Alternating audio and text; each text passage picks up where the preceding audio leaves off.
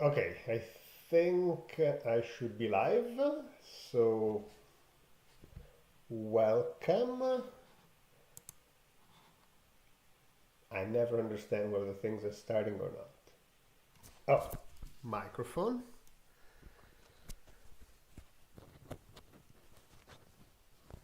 And I don't see. Oh, there you go. Now I see it. Okay, so I'm definitely live. I have confirmation. I can close YouTube. And I think I'll just get started. So the plan for today is essentially to turn the notes on the section of unitary evolution and the Schrödinger equation to an actual series of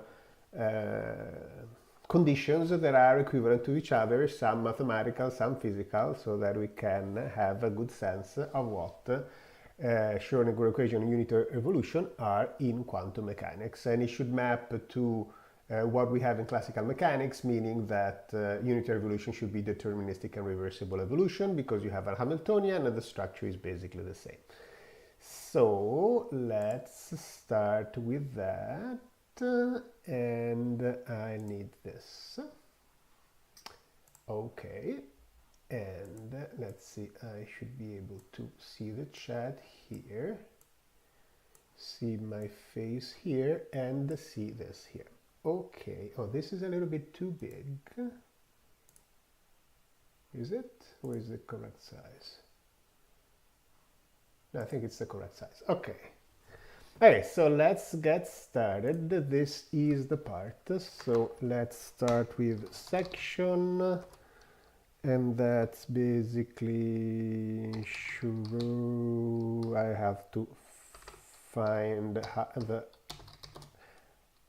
we'll have to understand how to spell all these things. Unitary evolution. Okay, so, and this is, let's just divide it section next. There we go. And so now if I compile this, I get the section. Okay. So I think I will. Okay, so what are the conditions that we're going to want to look at? We are going to want to look at the fact that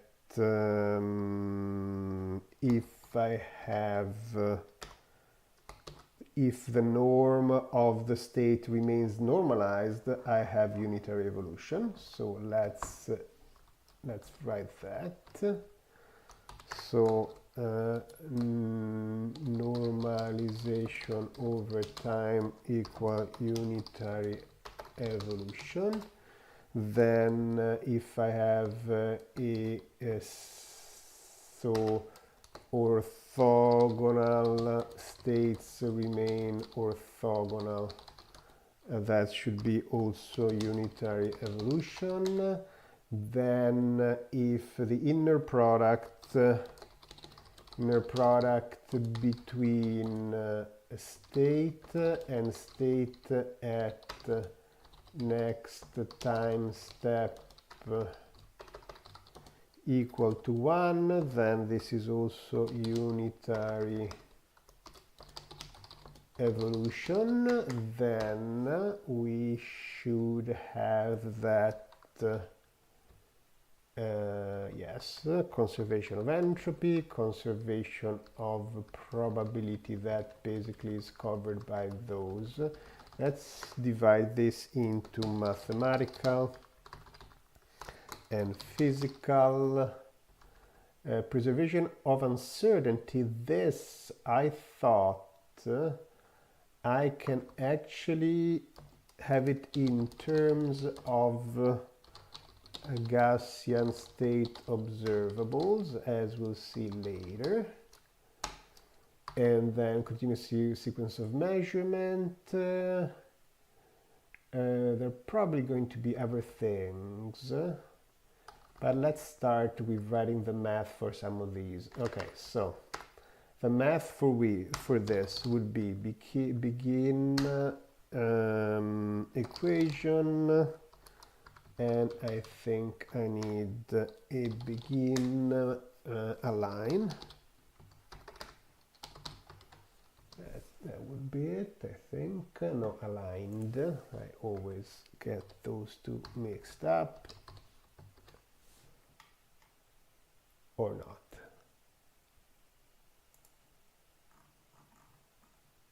Is this a problem or?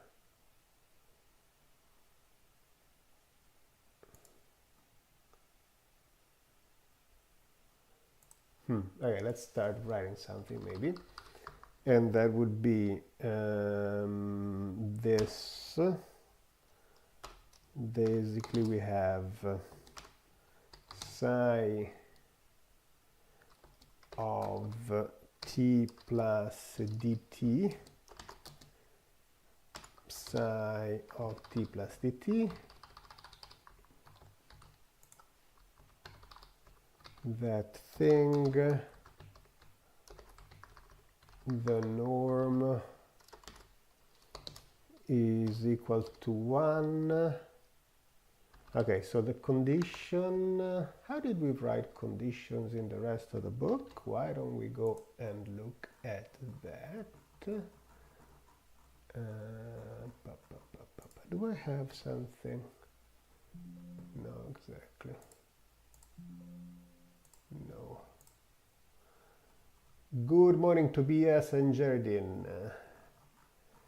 Okay, so this, how do I write the conditions? Equation, there it is. This is how I do it.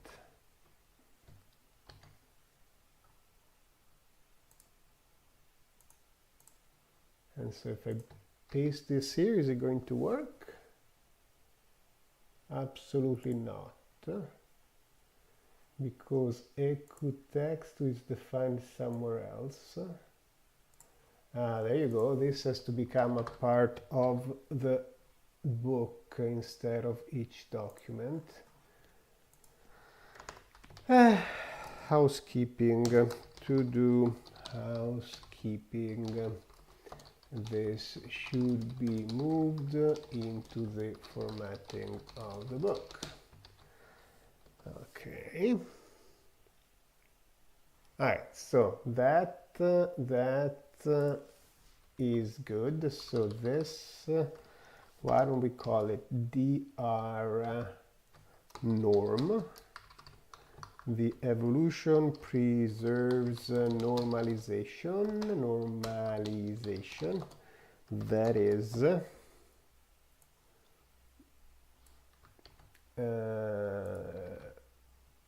this. Oh, Madonna mia. Okay.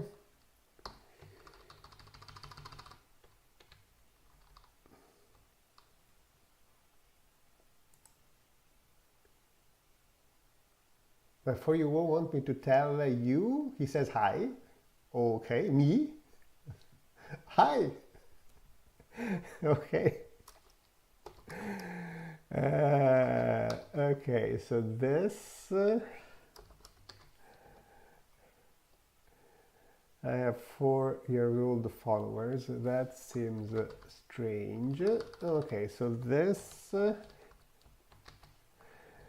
is this and this, and then I can put a double arrow. What was the double arrow implication? Taxify, what is it? Taxify symbol.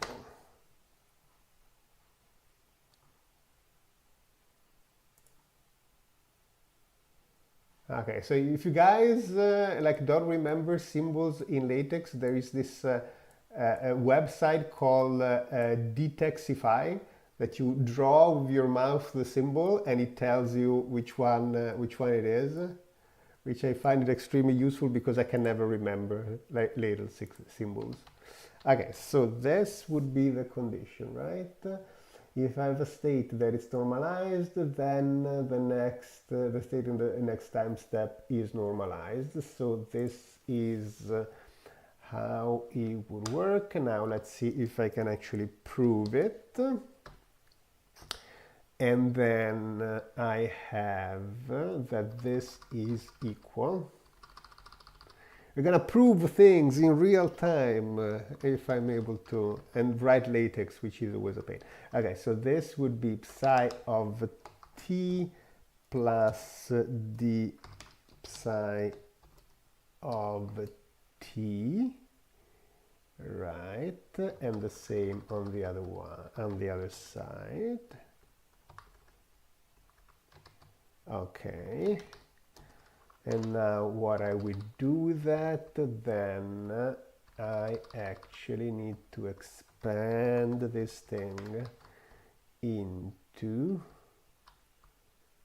a, I guess I have to start doing left and right things. Left and right.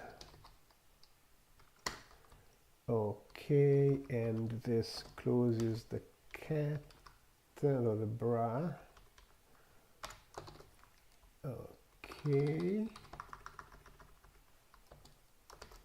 and then we can open the parenthesis on the other side and do this.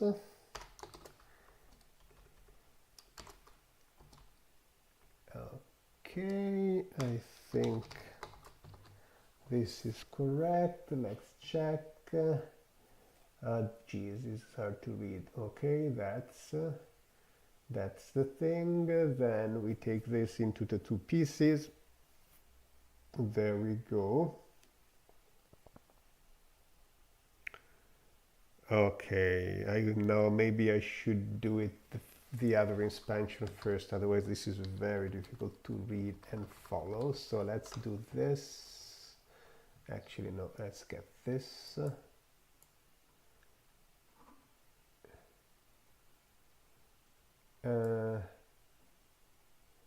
Let's see what I'm trying to do. There's gonna be 4 terms. I don't need the square. What an idiot. That's my problem.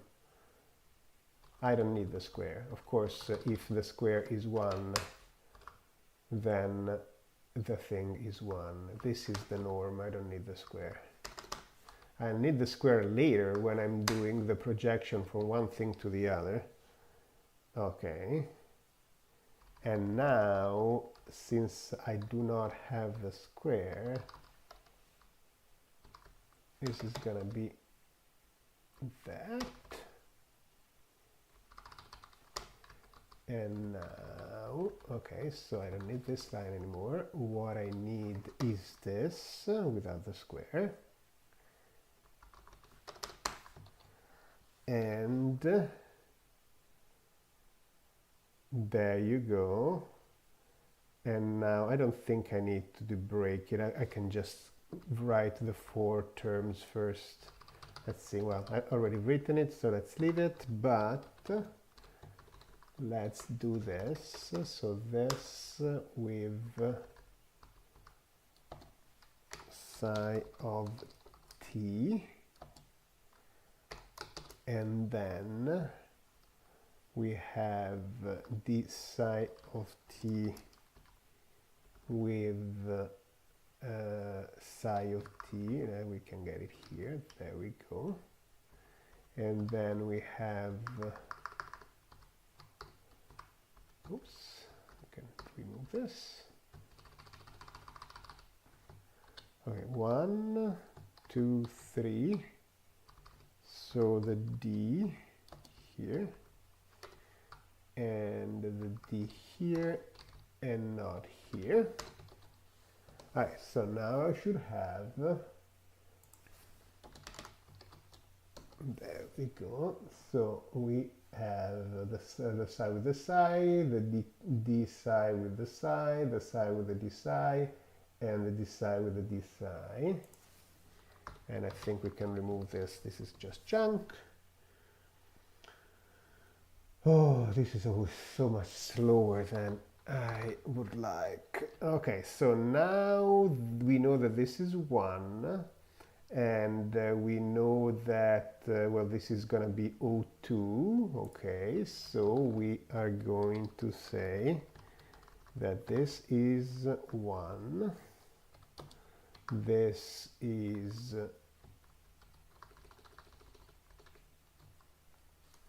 O of dt squared, so we are going to say that's a second order term. We need this here. Okay, and so now if we want this to be equal to 1, then this part has to be equal to 0. So we have this part here.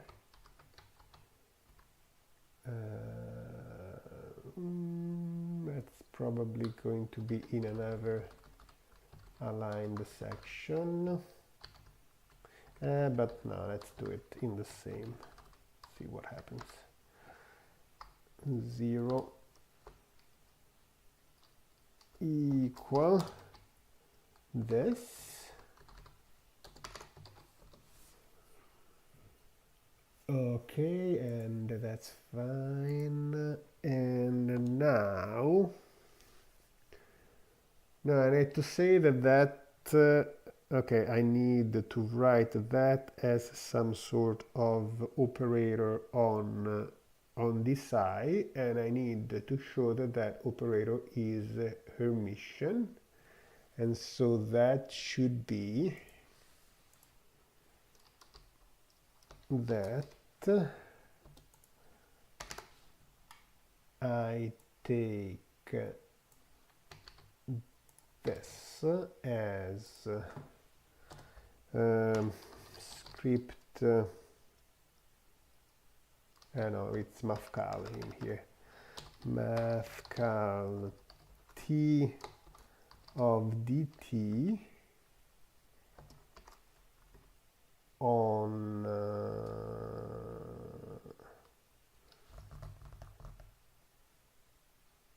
how do I write this?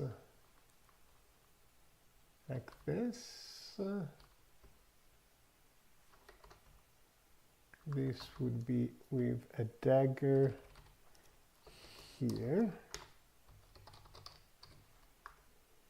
and then the other one would be without a dagger.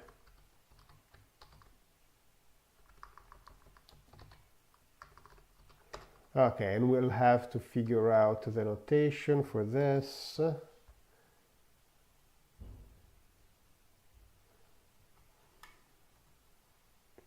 Okay, so this is the operator that, but here I have the D. It would have been just better to stick this inside here.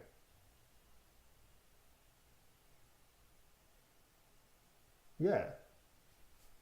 Why am I doing all this mess? I say that there is the operator that takes psi into psi dt, right? And then I take it out from both sides, and it has to be equal to the other guy. Yeah, it's gonna be a lot easier. Okay. Oh, jeez. Okay, well, that's part of the fun. Okay, so I would basically say this is equal to some time evolution operator that does this. In fact, that would also work for any, I don't even need to be infinitesimal.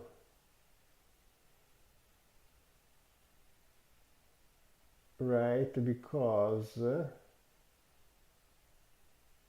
I can say delta t, and this would be the thing with a delta t, and it would still work. Okay, let's leave it for dt, but it might not be necessary. Typically, arguments that work on finite instead of infinitesimal are better. Okay, so then what happens is that thing is equal to this thing.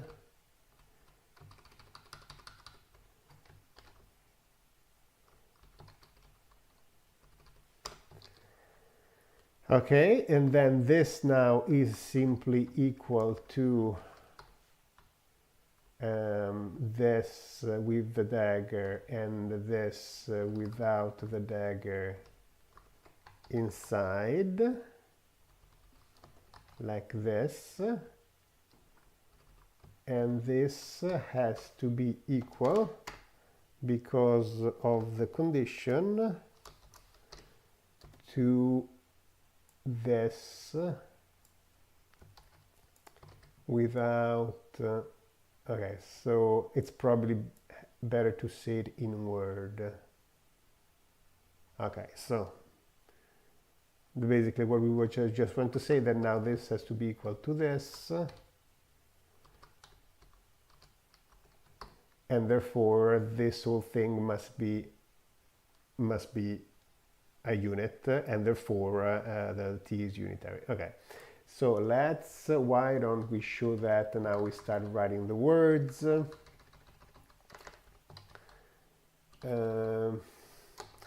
First we want to show that unitary evolution is equivalent. First, okay, note that unitary evolution preserves the norm of state vectors. In particular, if you start with a normalized vector, we normalized vector, normalized state vector psi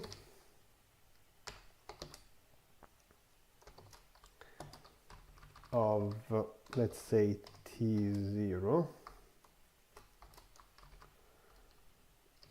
then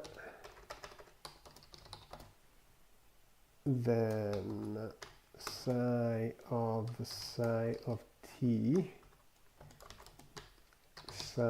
of t equals to 1 at all times. Well, I can also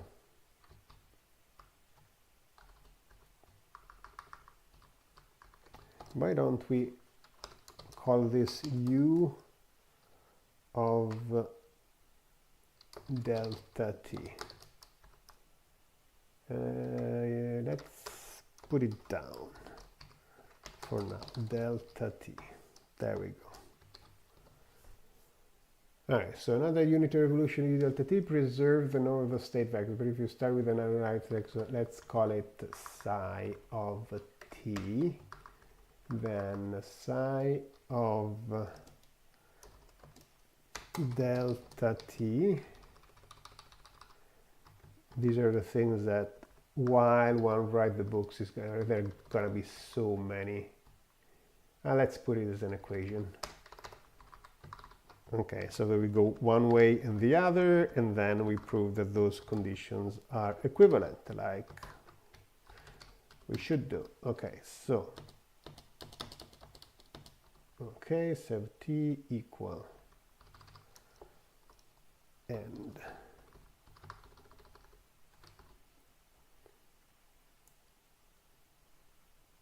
okay, so now we know that this is going to be u of delta t.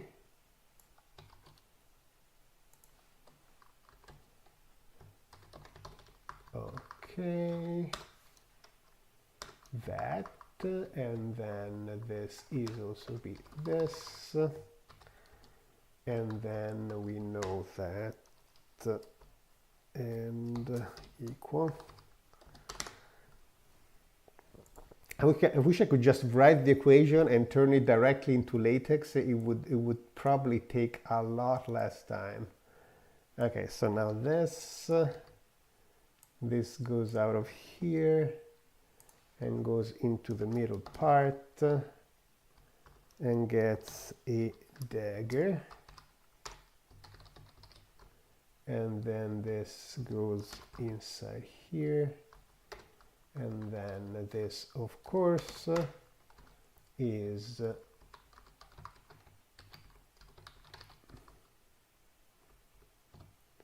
one, because this is a unitary operator, and therefore that is this. Okay, so we have of course I forgot a bunch of backslashes.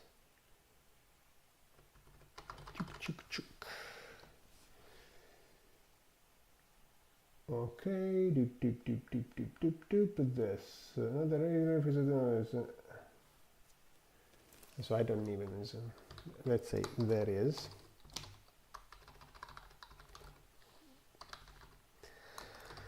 The reverse is true as well. If we have a transformation that preserves the norm of all state vectors is a unitary operation. And then this is where we're doing the opposite. And we said we'll call this U and put it here, and then we got this and the dagger.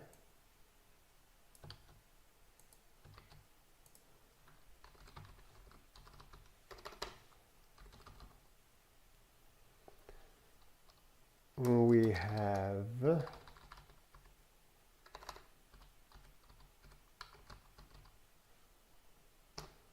then if this is equal to this for all psi, then we must have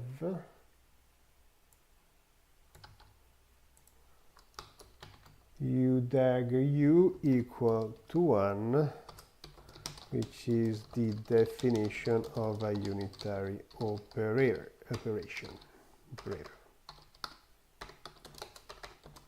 Therefore, condition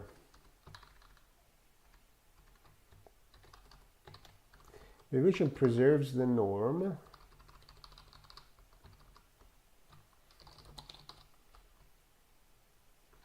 and so this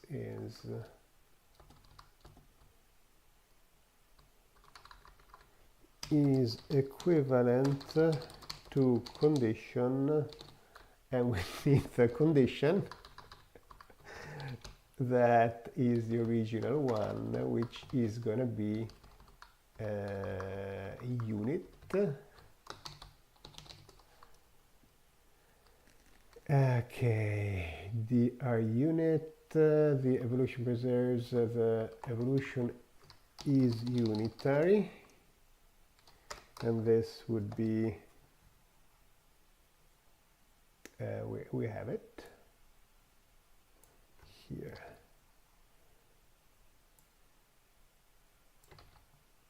Okay, and then we need reverse physics, quantum mechanics. This we say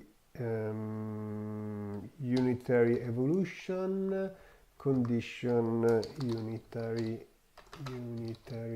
evolution, and then this it becomes condition ref. And oops, copy, not paste. Copy. No, copy. Jeez. Copy. paste, and this is reverse physics, quantum mechanics, unitary evolution, condition, normalized, well, normalized, that's it. Okay, so let's see if it reads decently. Okay, note that unitary evolution preserves the norm of state vectors, that is psi of t plus delta t equals unitary on psi, and then we have this, and then we have this. Reverse is to as well transformation that preserves the norm of a state vector is a unit operation. We have this is brought in, this is brought in the other. If that thing is equal to this here for all, then we must have that this part is 1, which is a definition of unitary. Therefore, the condition preserves the norm. I don't need the equal 1. There we go. Okay.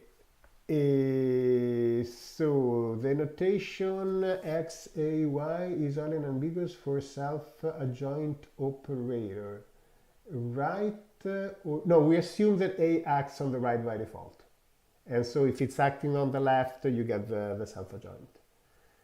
And you wrote a TOE. We don't do theory of everything. we do this. We do reverse physics. So I am not into theory of everything. Okay, so that's the thing. Okay, so we got that. We got one thing, we got one condition down, many others to go. Okay, so now orthogonal states remaining orthogonal. At this point, I will do this inner product at the next time step. Okay, so we now look at the inner, and this we need the infinitesimal time step. We now look at the inner product between two infinitesimally closed two states infinitesimally close in time. And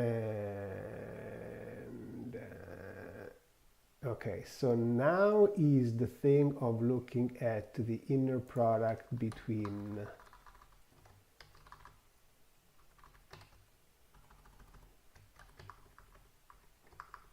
t and delta t. And so this is where we are going to, this is where we want the square. We want this. Okay. And now we are going to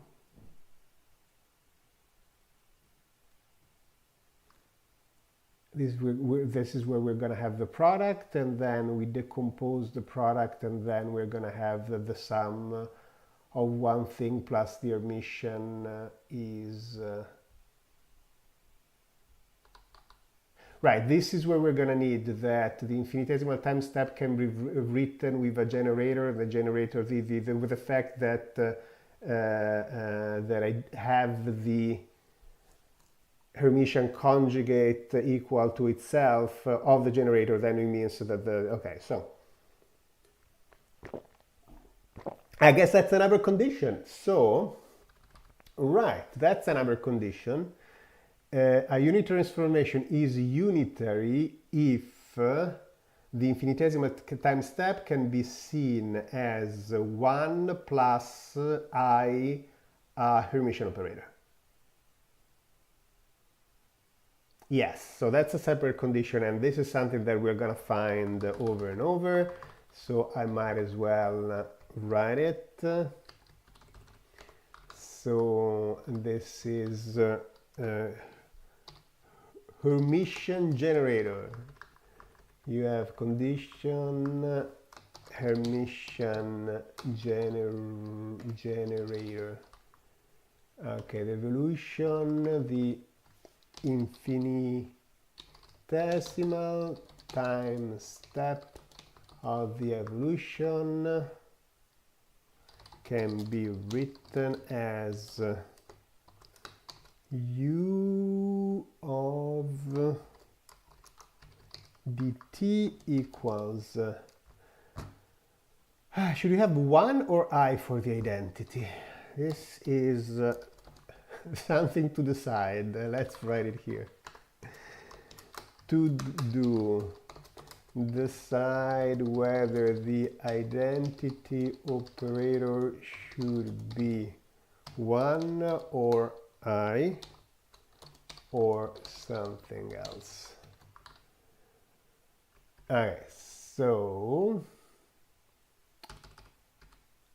the infinite step of the evolution can be written as u of t1 plus imf. Should we just already put the h bar and who cares? And that have that be a Hamiltonian so that it's we are already good with the notation. Yeah, let's try that. Okay, you are aware H is a self-adjoint operator. And there's gonna be the whole thing of Hermitian versus self-adjoint and all that stuff. So I am okay, so I think I need to understand since OP3 is just going to create disturbance, I think unfortunately I need to start figuring out how to kick out people of the chat, because this we're doing some work, we're not doing your work, we're going to do our work. Sorry, this is a channel for doing this work and I don't want to have interruptions. So I think I'll have to figure out how to do that. Okay, so how to block people from a chat in a YouTube live stream.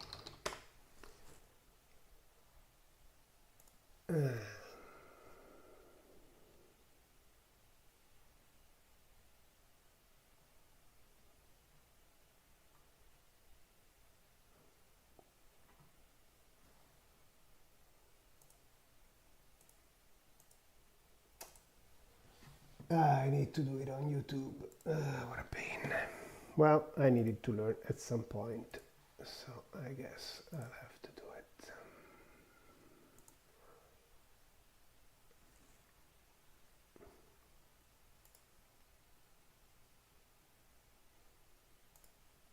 There we go. Okay. Now,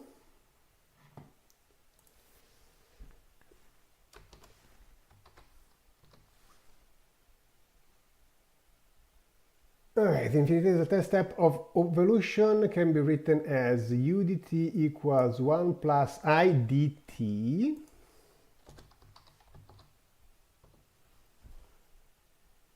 where h is a self-adjoint operator. That's it.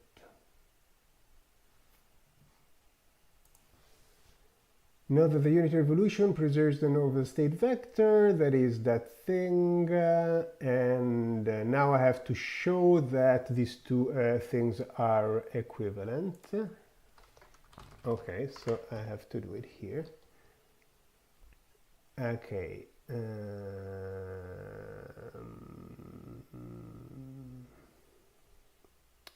Let's see. Since the time evolution is continuous, since the parameter for time evolution is continuous, we can understand understand time. We can understand the systematic for time evolution. Since time is continuous, we can understand time evolution as a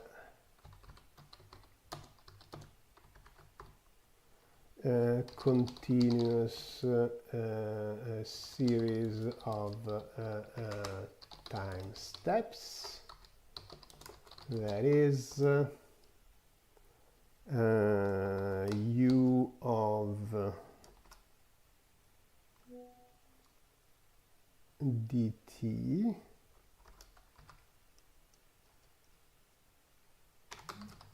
delta t is equal the product, well, it can be, I can say,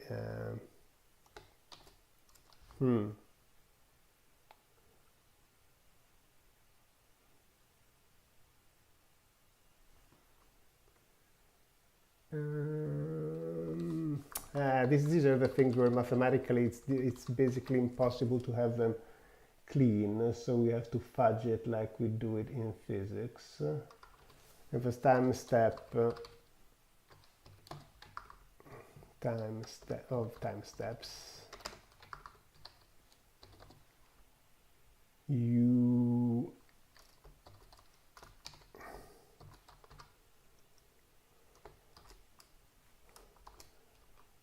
dt plus I math udt, no, udt.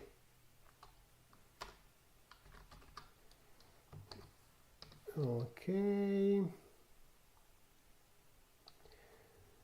we can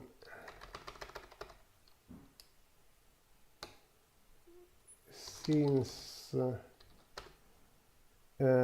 system is given that the evolution is unitary, we can given that the evolution is unitary, we can write the infinitesimal time step as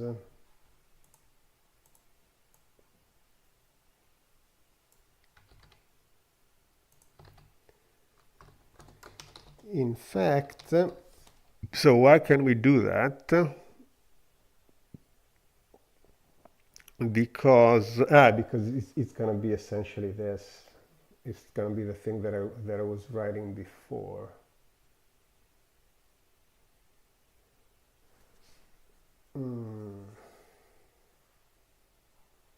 Okay, let's leave it.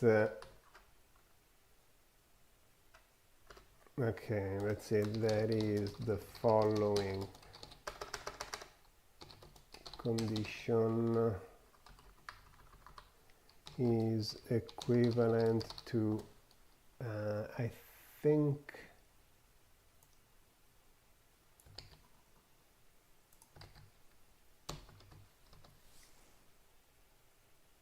that's it. And then I probably will want to add a proof here, so I'll put it as a to do here. To do proof.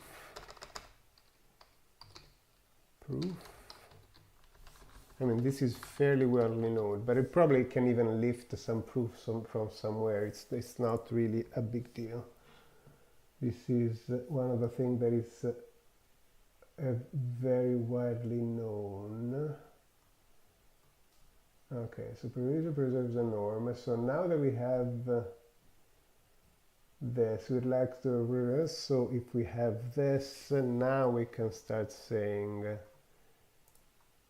that we have a dt here.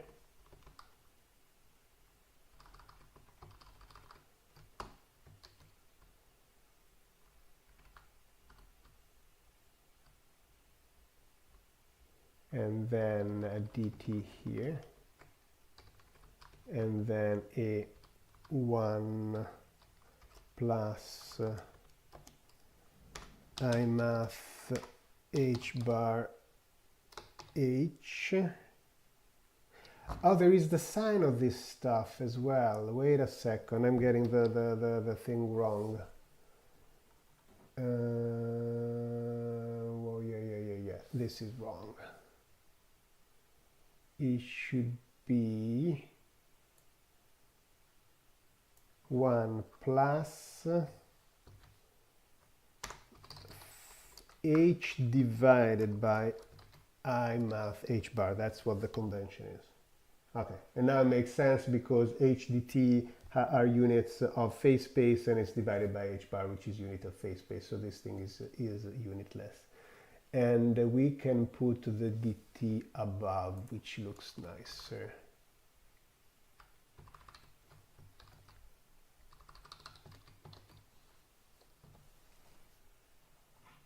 Okay.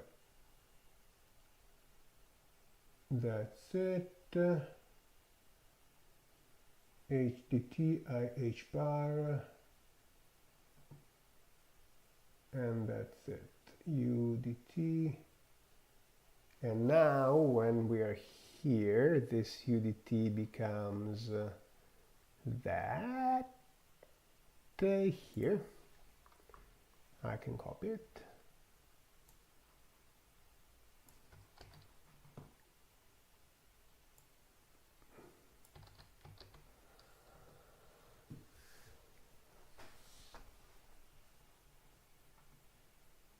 Okay.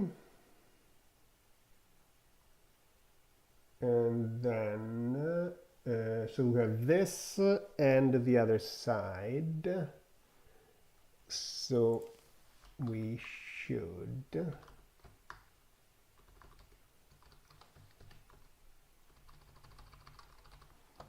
and this applies to the other side.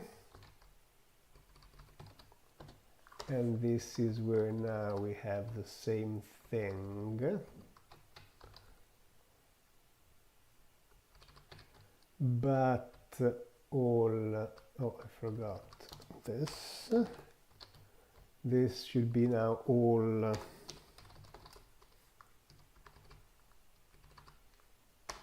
with a dagger.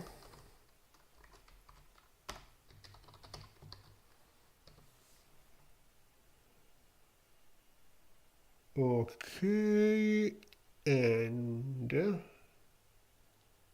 now we expand this whole thing. So we're gonna have the term, how did this work? Yeah, because we will want this to be 1. So this is gonna be the part that is 1. This is going to be the one side, the other, and then a higher level of t. Okay, so good. So let's write that whole thing. So this is 1 times 1.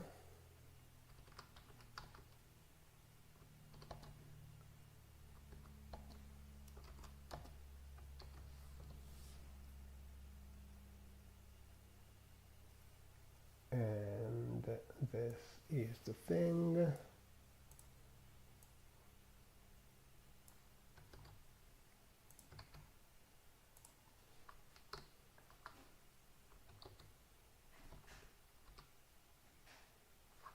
So 1 and I should first expand, I think, so that it's clear what's happening. So this is the dagger. And of course it's going to be 1. All the other are the h bar is equal, the h dagger is equal to h dagger. So the only thing that gets a minus is the I. And therefore this becomes this.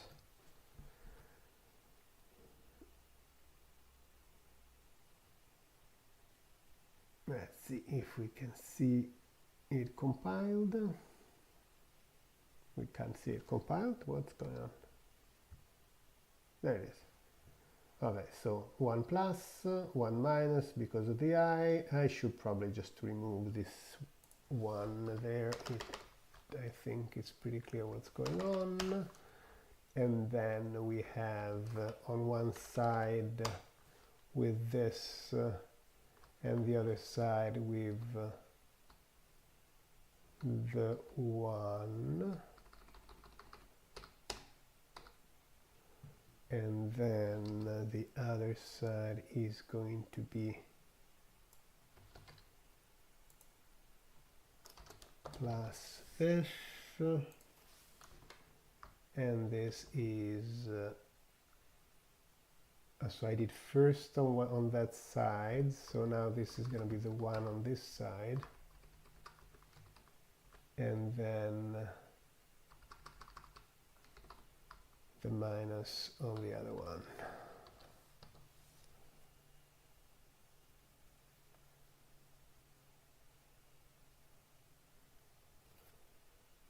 Okay.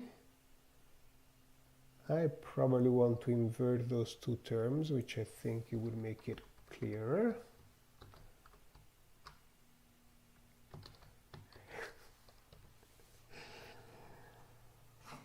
Okay, so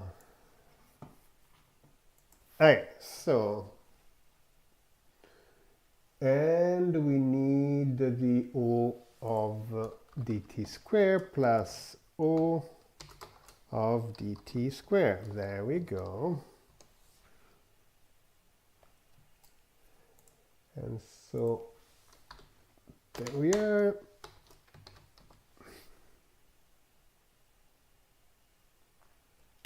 All right, so let's check. We want the norm, we're looking for the norm of this against this, so this is evolved, this is the evolved, this becomes 1 plus h dt over h bar, the other side with the dagger, and then the dagger only acts on the I, and this becomes the first term, then y times 1 times this, this becomes the third term, and this is yes, so this times this, this times this, this times this, and this times this, and it's dt squared, and so this is simply 1 plus, anzi minus this thing,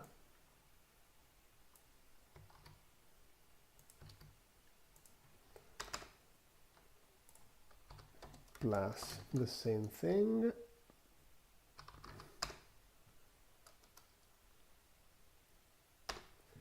plus ODT, which means it's 1 plus ODT.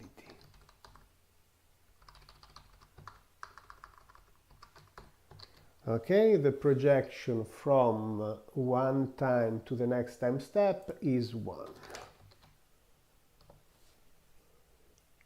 Okay, and this basically means that if you were to measure from the initial state to the final state in an infinitesimal time step, you would be able to predict the value perfectly. That's what this means. Okay, but this, we're just looking at the math. We're not looking at which that is that thing. Okay.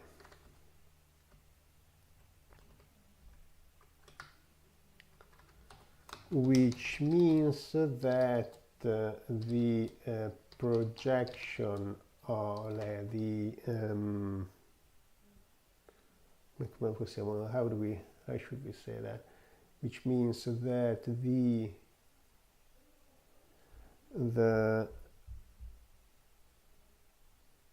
infinitesimal that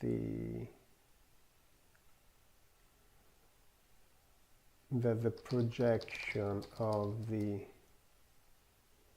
state after an infinitesimal time step over the initial state is 1, or that or equivalently that the change of state is orthogonal to the initial state. If you understand since unitary evolutions are effectively rotations, this makes sense as the change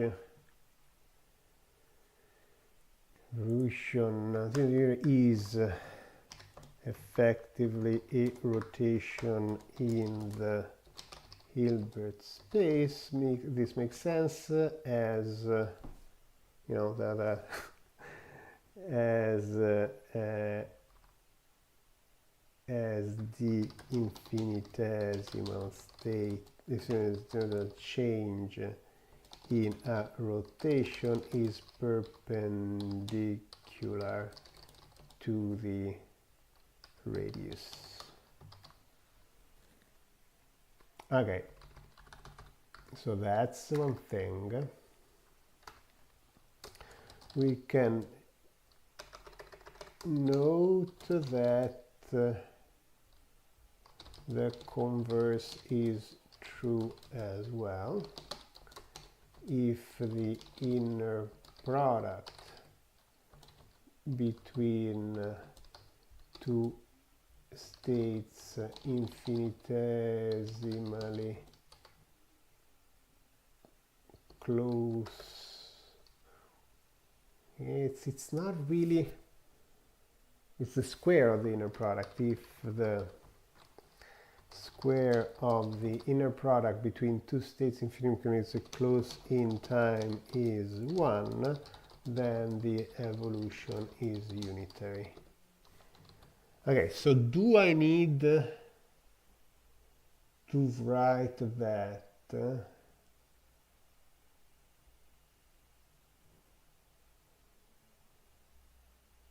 explicitly? Because that would mean that, let's see, basically have to follow this in reverse.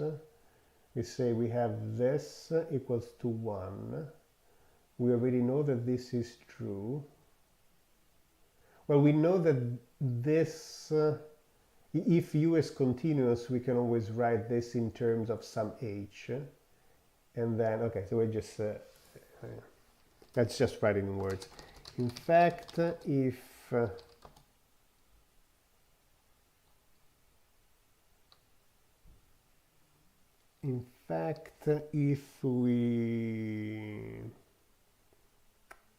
let me see, and that the converse is true as well. If the square of the inner product between states of infinite squares were, in fact, if u delta t is continuous, we can write the infinitesimal time step as u dt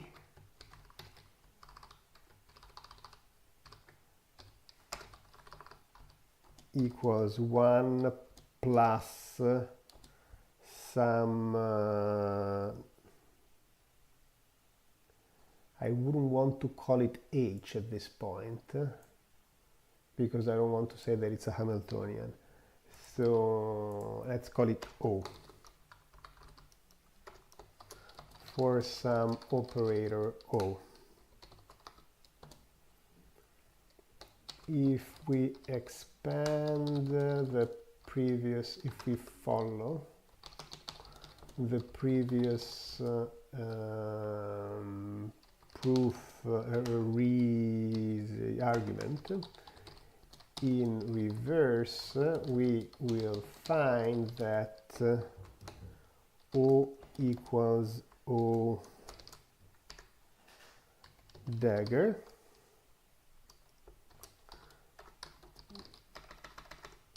that is O is self-adjoint that that will therefore u dt is unitary by condition ref. Okay, so by condition this.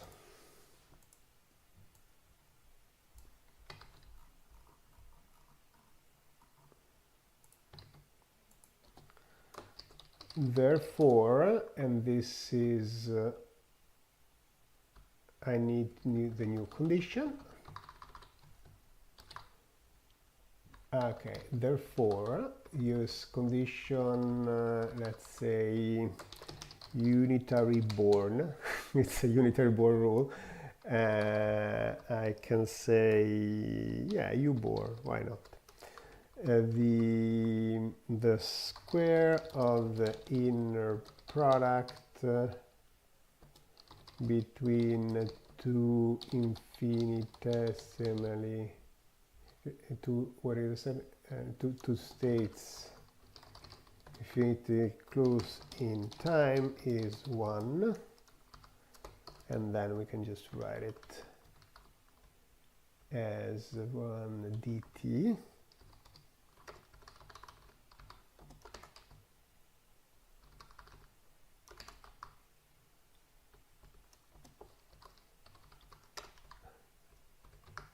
is 1. Therefore condition is yet another equivalent condition to unitary evolution.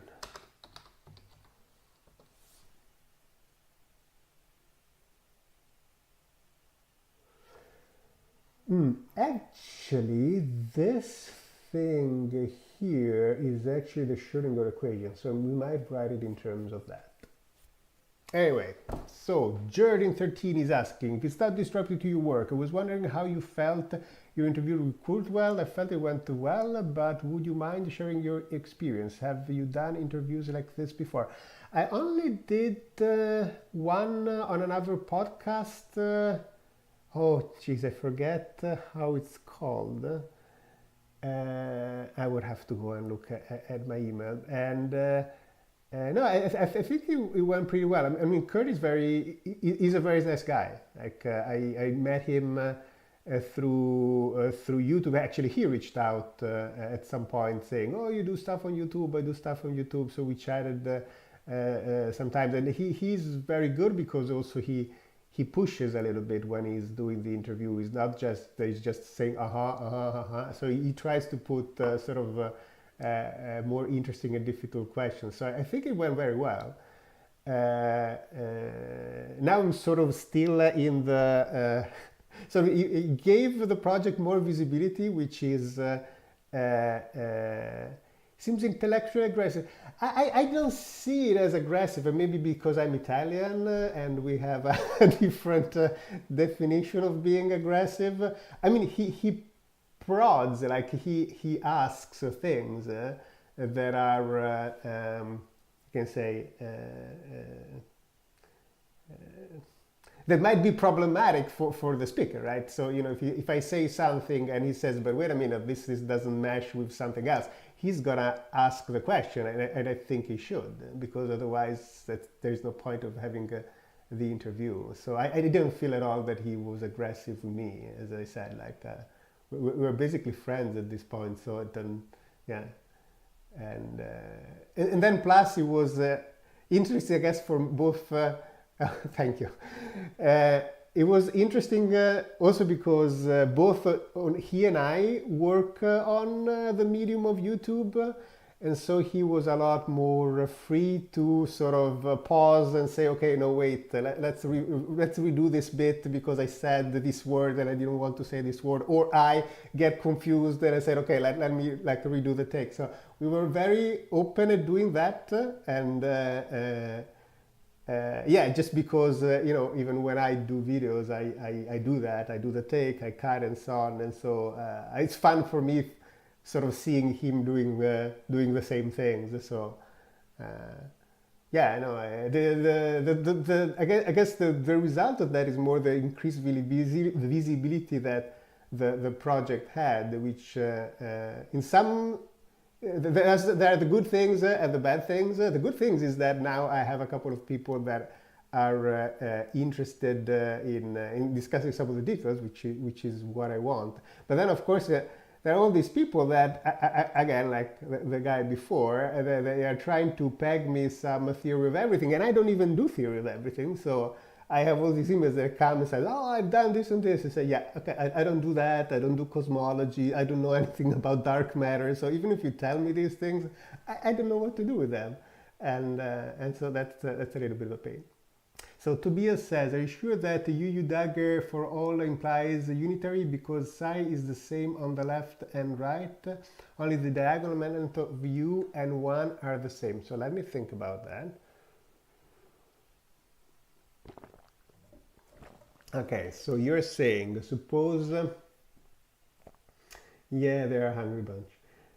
But some of them I don't think even are crackpots. I mean, some of them are, you know, even people from academia that they have their work and so on. But they said, okay, I just don't do that. So, so you're basically saying if I have a psi and something on the left, so you should be able still to do it because that thing has to be valid for superpositions as well. So you should be able to say, I have a psi and a phi, no, maybe, yes, right? Because this is where we need a whiteboard. So I have a plus b, and I know that the norm is conserved, right? When I put them in, the AA and the BB will go away because we're imposing that. And we're gonna have some you know, A U dagger U B and B U you know, U dagger U A, and you know that that has to go to 0 as well, and the only way that it's going to go to 0 is that they are the same. And so you know that the diagonal term have to be the same. And I think that should be enough. Do you get what I'm saying? Do I have to write it down? Let me write it down. Actually, I need a camera on... okay, so I have A plus B. Okay, let's say... At this point, I have U dagger U, A plus B on the other side, right? Then I have A U dagger U, A plus B U dagger U, A, and yeah, I think you should be able to also see it by saying yeah, but I think we might want to have a proof, because what happens is, so in principle, the other condition that I wanted to have at some point is that if you have, if orthogonal states remain orthogonal, that's another way to have unitary evolution. So you should be able to express both states in a basis, and then the thing is linear, right? And then you know that the terms of the bases remain orthonormal, and then that's it. So the question is whether this condition is enough. But you know, Tobias, this is exactly the feedback that I need. Somebody to that keeps me straight to see whether the things are true or not. So where did I put that? It's this one.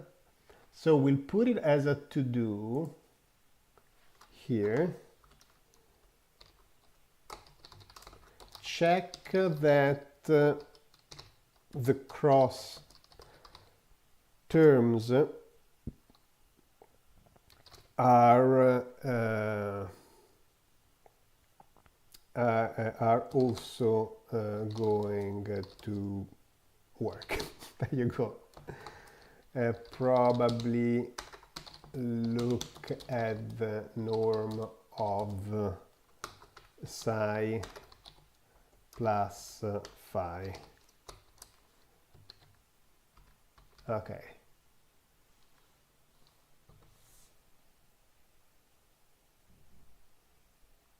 Okay, so yeah, so we should definitely check.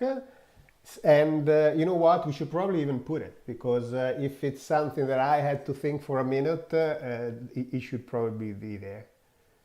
Okay, so I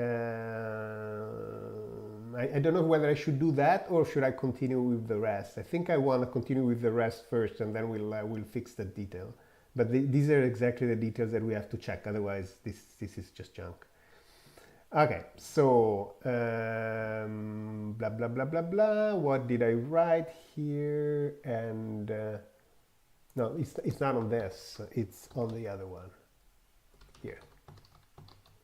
Okay, so we now look at the inner product between two infinitesimal states.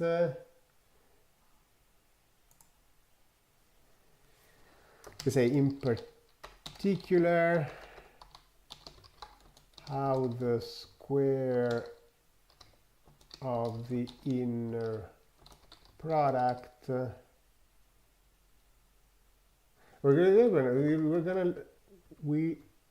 we now like, geez, I write things that don't make sense. We now look at the square of the inner product between two infinitesimal states we have.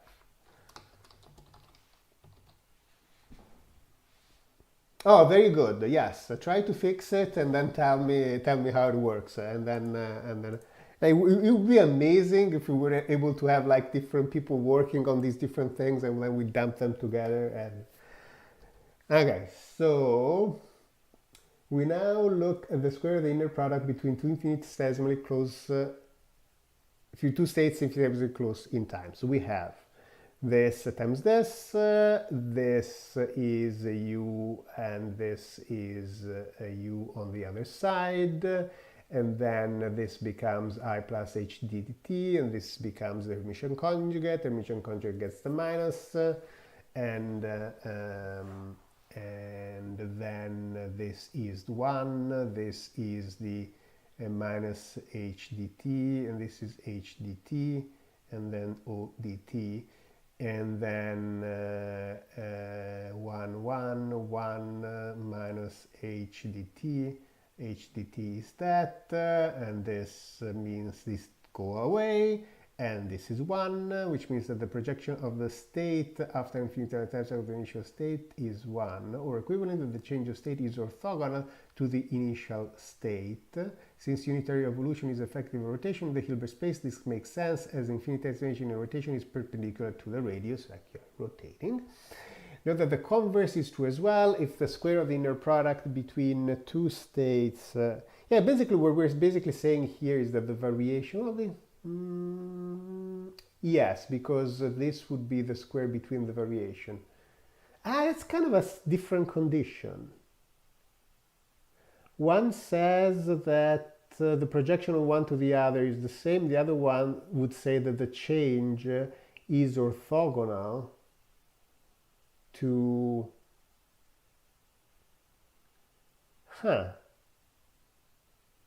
Okay.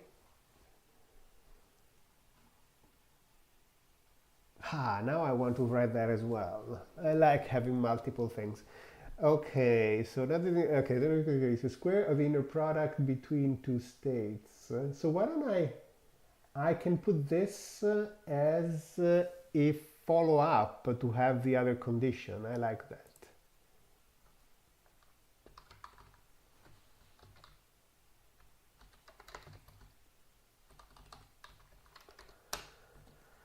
Okay, so now that the coverage is retrieved, the square of the inner product between two states infinitesimal close in time is 1, and the evolution is unitary. In fact, u delta t is continuous. If u is continuous, we can write the infinitesimal time step as u dt 1 or with some operator o. If we follow the previous argument in reverse, we will find that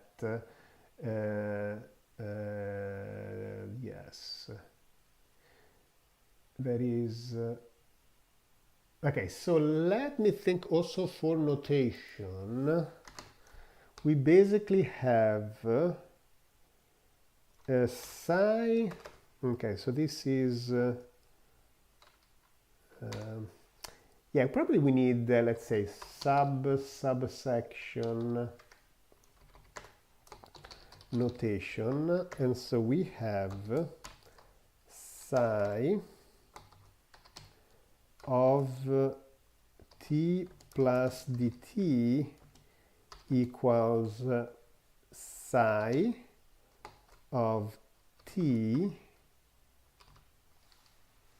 Yeah, I need to get all these things right, what I recall. So this would be psi plus, as I had before, d psi, right?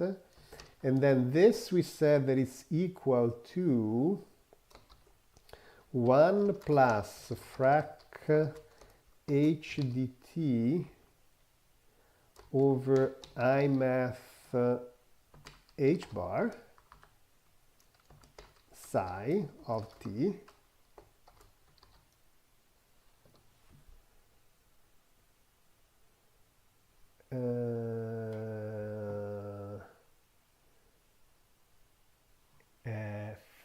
not fract. Okay, so this is 1 plus, okay, this is what I had before. And so basically what I'm saying, and this should also be equal to frac d psi. Hey, Kurt! We were talking about you before. How are you?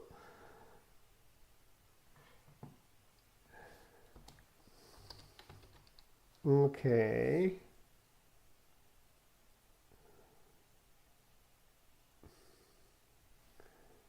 So dt,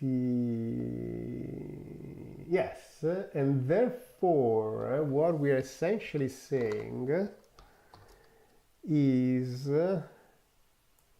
this thing is equal to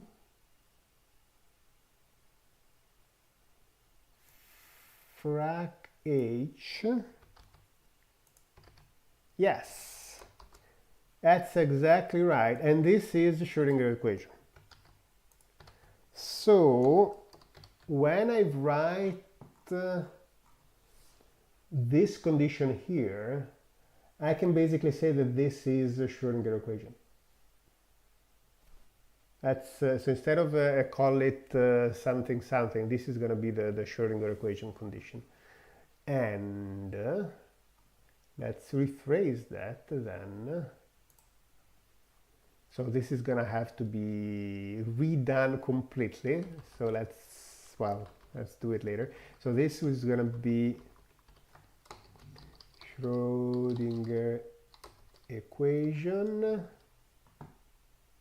and then this is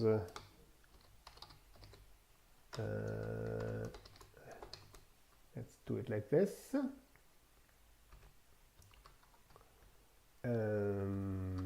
The evolution follows the equation.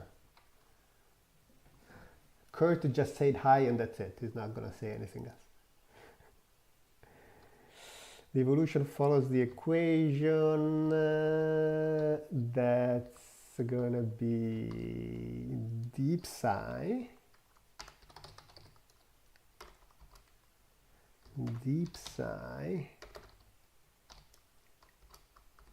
over dt, and this is I math h bar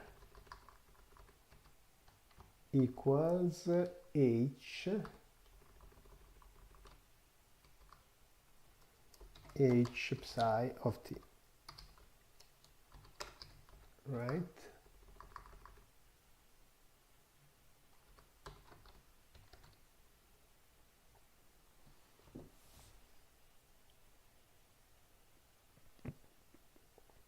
So probably then it would be opposite. We would start with this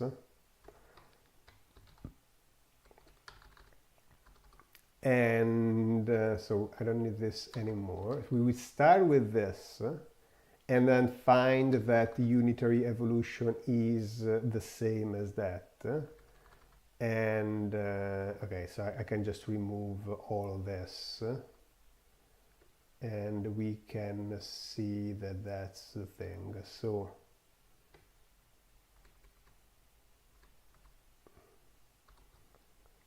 okay, well, this is clearly all to be redone. That's fine. That's how this works. Okay. Benissimo. And I should check the signs on Wikipedia that I'm not botching them. Schrödinger equation. And it's correct. Okay, good. I like when the signs are correct.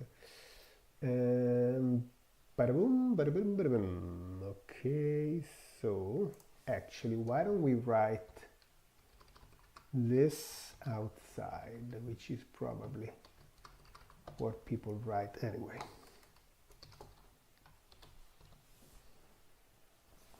Okay, so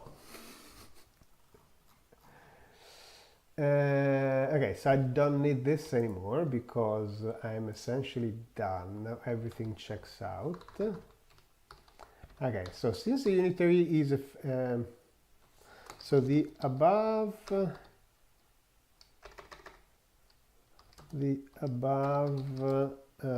condition makes sense if we understand what happens geometrically. A unitary evolution is effective at rotation in the hyperspace, and in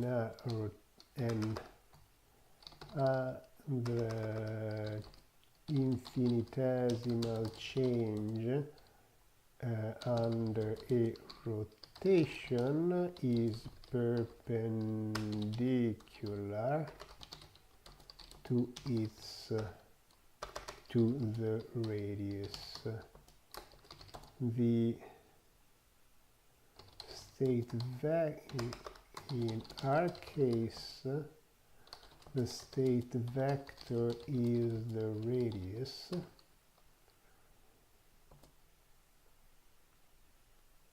and the state vector psi of t is the radius, and in our case the state vector is and d psi of t, and the state vector t is the radius, and the d psi of t is the change. Yes, there is an answer. Therefore, condition. Okay, so this would be orthogonal change. Orth. The change in time is orthogonal to the state being changed, and this means then the inner product between psi and d psi dt is equal to 0 is yet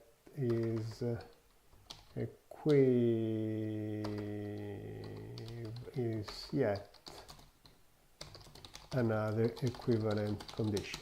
There we go. I like that.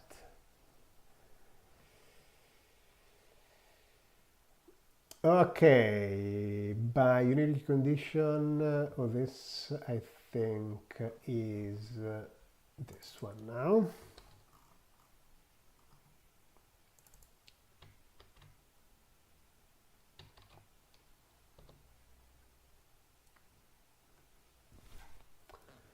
Check. Schrödinger equation.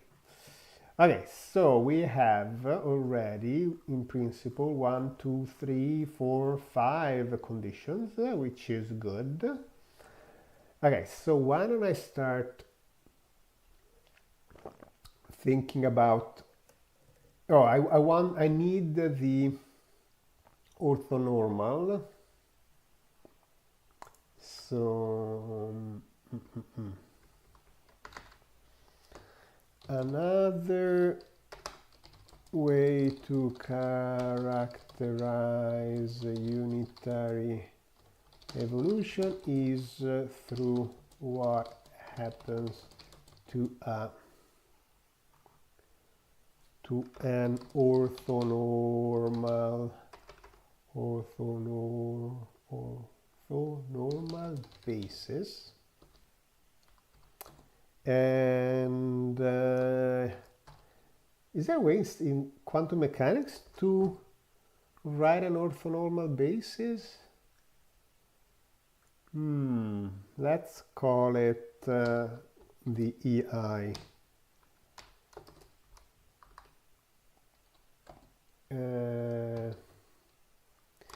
Given that a unitary evolution preserves the inner product,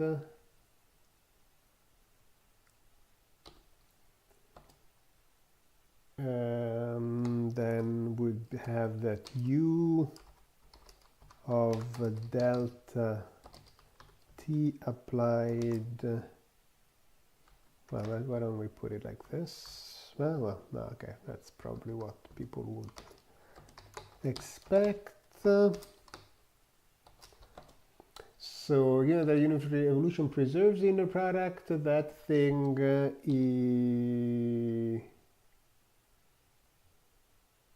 well, I can just say this.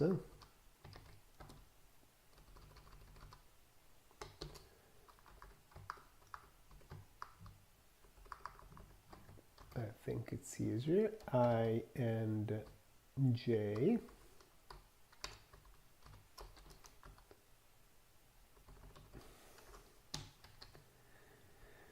Given the unitary evolution preserves the inner product, EI, EJ equal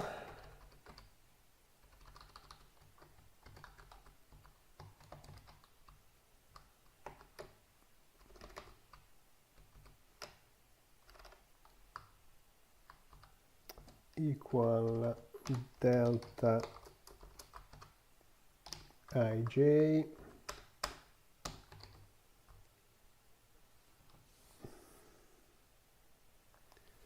Okay, given that a unitary evolution preserves the inner product, UT, UI, EI, EJ, EI, EJ, delta I, delta J.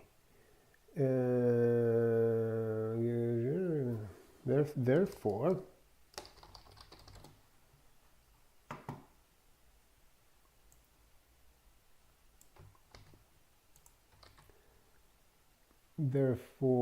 UI delta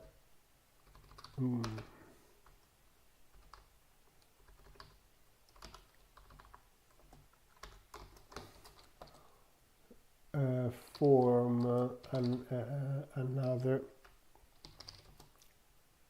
E or okay, therefore the unitary evolution maps an orthonormal basis to another orthonormal basis. The converse is also true if U maps in orthonormal basis to another orthonormal basis, then the inner product is preserved. To see this, we can simply expand any vector as a superposition of the basis vectors. That is, I need equation aligned.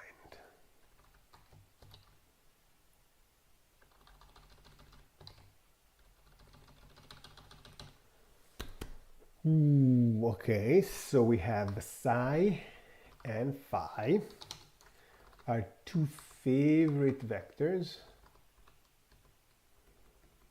and then we don't need this, we just need the inner product, and then we write this, so we can write, let's think about it. So we want to show that, okay, so we start with this. We write them as, let's say, Ci EI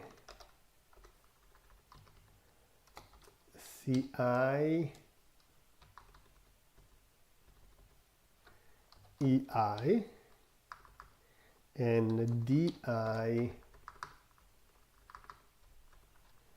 EI. And then we say, okay, then this is simply the sum of Ci star di of the two things. Oh, this has to be j. Right. Yes.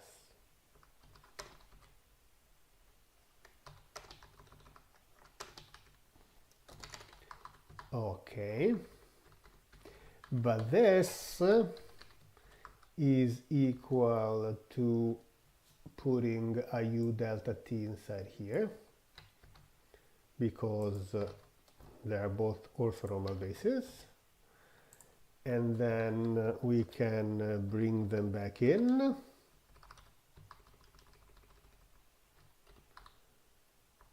and they go all the way inside here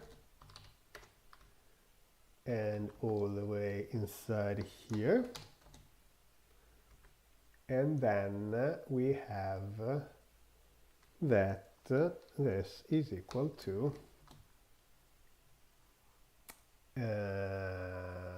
the evolution of psi n. So we don't need, let's just write it. Oh yeah, let's do it like this. And then this is equal to psi of t, and this is equal to phi of t. And then this is meaning psi plus delta t.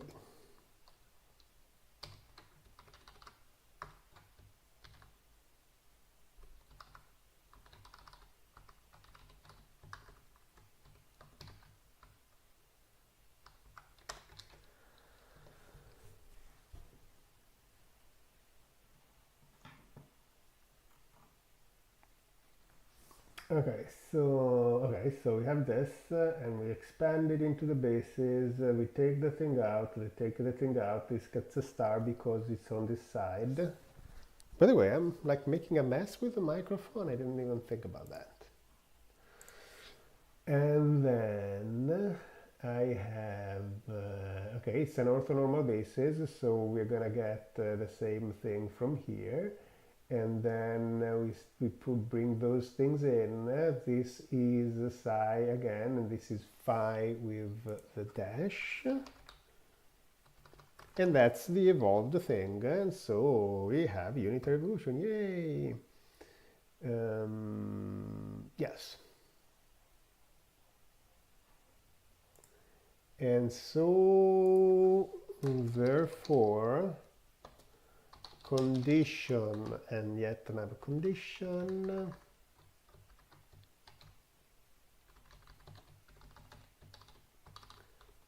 So why am I writing this? Because this is going to be the simplest condition for the conservation of entropy. So conservation of entropy is going to give me this, and then I am happy. Sort of O base, orthonormal, or orthonormal basis. So the change in times, the change in time maps orthonormal basis to orthonormal basis. That is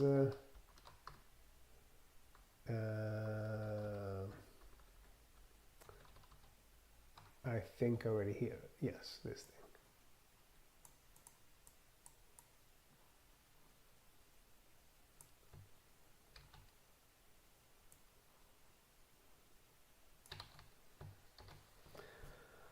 Okay, yet another condition is there.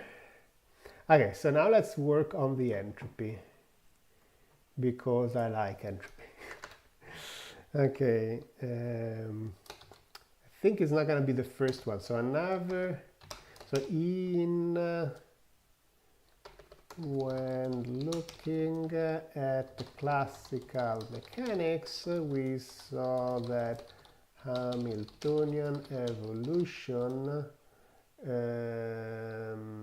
implied conservation of entropy. This is the connection is still present in quantum mechanics. Let's see, how do we do this?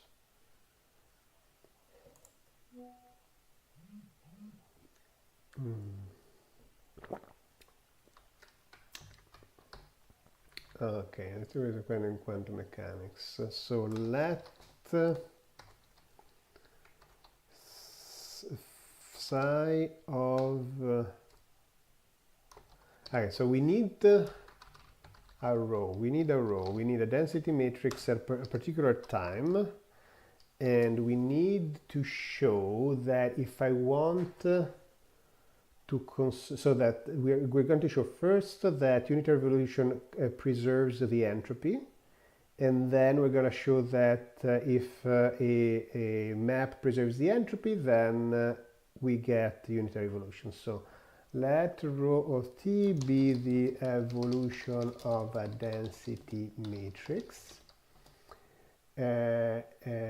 We can you can diagonalize the density matrix. I can say let rho of t equal sum. So we need a p. Pi, and then we need some basis ei of t, and then this is gonna be the density matrix as expressed. So the matrix, the density operator let's call them operator. I say let rho t be the evolution of a density operator. Let rho of t pi be the density operator, the diagonalized expression for the density operator. Is this diagonalized correctly? Okay. The density operator where the bases can be in general different at each moment in time. Very good. And then there is a space too much. Why is this? There is so much space there. Oh, I put this in the wrong place, that's why. Okay, there's going to in general be difference at each moment in time. Okay, so now, okay, so given the linearity of time evolution, the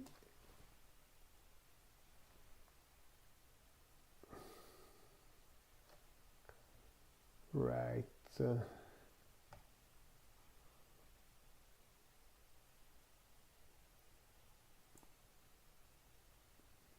we have the rho of t plus delta t, yes, is equal. Okay, so we need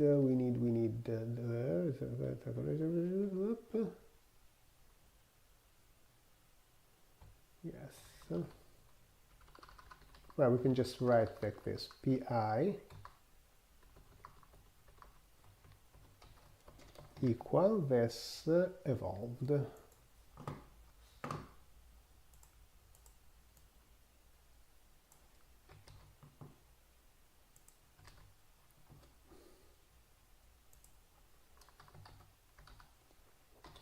There is the distribution, the coefficients of the distribution of the probability distribution over the bases remain the same, only the basis changes. Since the entropy only depends on the coefficients, on the coefficients pi, the entropy remains. Or I can just do the rho log rho thingy. Let me think, that's another way to say it. It's nice because then in the reverse I can show something there. The elementary eraser remains unchanged. The converse is true if an evolution preserves entropy, then it is unitary. First of all, note that pure states are the only states with zero entropy. Therefore, pure states must be mapped to pure states. That's it. Now, consider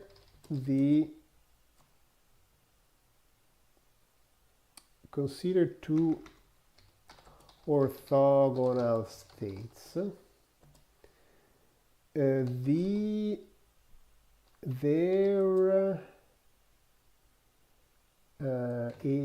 equal mixture of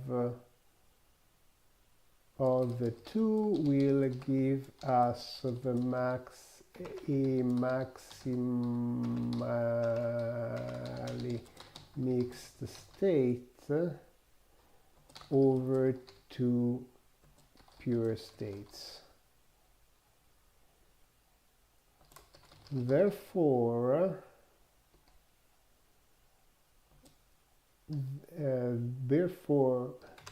since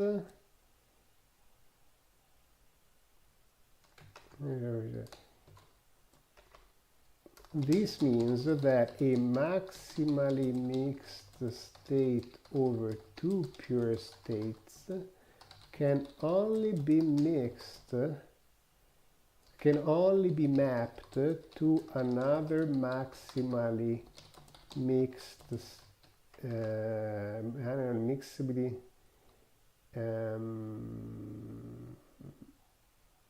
to another maximally mixed state of two pure states, in that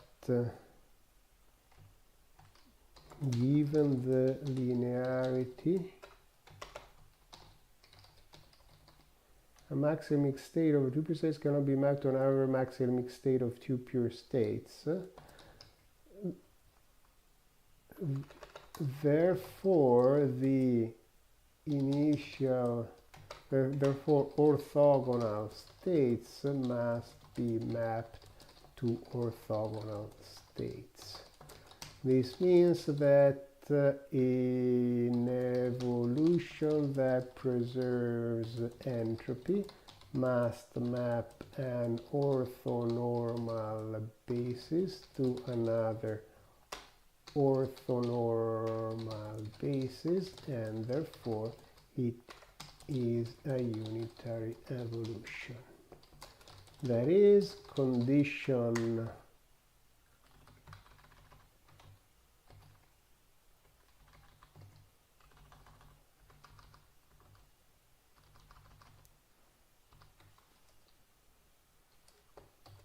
and so condition entropy.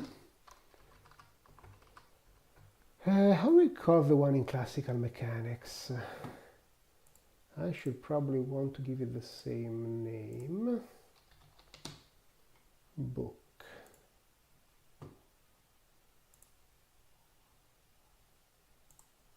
Okay, reversing Hamiltonian mechanics.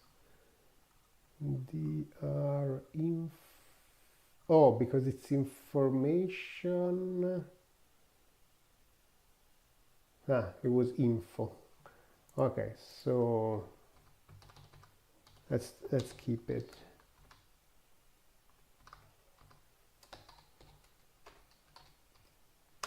Info entropy.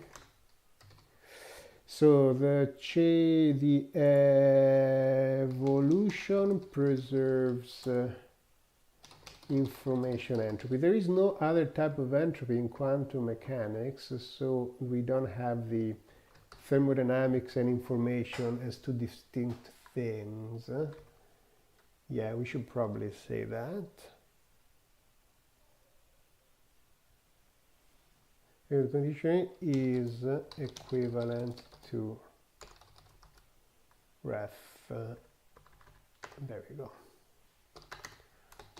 Note that in quantum mechanics,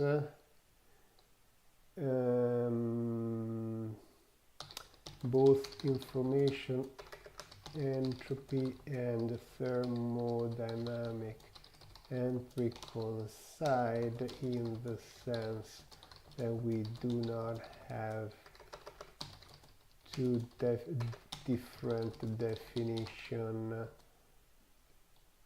in quantum statistical mechanics as we have in classical statistical mechanics, i.e. logarithm of count of states and Shannon entropy.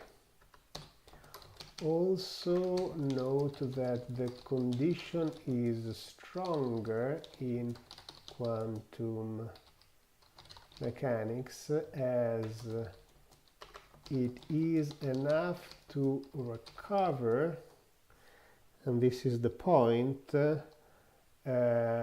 full unitary evolution. In classical mechanics, it could only recover the preservation of areas of volume of recover the preservation of volume of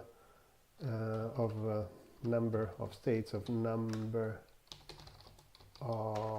states, i.e. of determinism, while it didn't recover the full Hamiltonian evolution, i.e. the conservation of orthogonality of the creation of independence of the degrees of freedom. And this is something that I'm still digesting, the fact that these two things are different things. So Geraldine asks, Gabriele, are you a fellow espresso enjoyer? I do not drink coffee, and if I drank coffee right now, I would have even have problems drinking it because of acid reflux. So at least something that the acid reflux hasn't removed. Tobias, I came up with a proof that the norm preserving implies inner product preserving that only works for real vector spaces. ChatGPT gave me one for complex spaces that I will need to check. The idea is to use the polarization identity. Okay. Okay, so we should be able on the right track, that the thing should work. And I had this wonderful thing yesterday with ChatGPT. I broke it because I asked for to prove a conjecture right or wrong, and it kept gave me wrong examples, like examples that didn't actually prove the conjecture wrong. And so I kept saying, but this doesn't work, and he kept apologizing and trying to find some, and then at some point he just started speaking nonsense and some words in Cyrillic. And so I had to abandon that chat and start a new one because it was completely gone. It was kind of fun. Okay, so we have information entropy. We have I think we're making good progress. I mean, we wrote down a bunch of stuff. I'm starting to get tired, so I don't know if I'm gonna be able to make the 2 hours. I might like, oh, it's already 2 hours. No, we are started at 11. Yes, it's already 2 hours. Okay, then we should probably close it. I've done enough, and I'm starting to get to be tired anyway. Are there any questions on anything by the 4 people that are still viewing, that are seeing myself writing a bunch of stuff?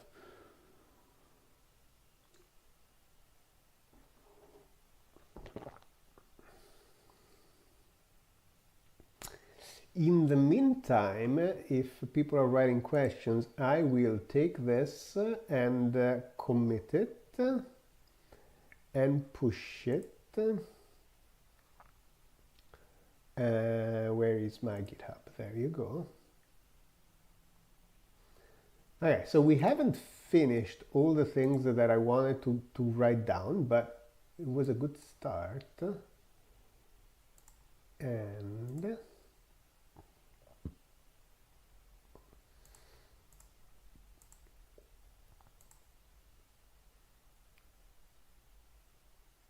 okay, so this here is quantum mechanics worked on unitary evolution.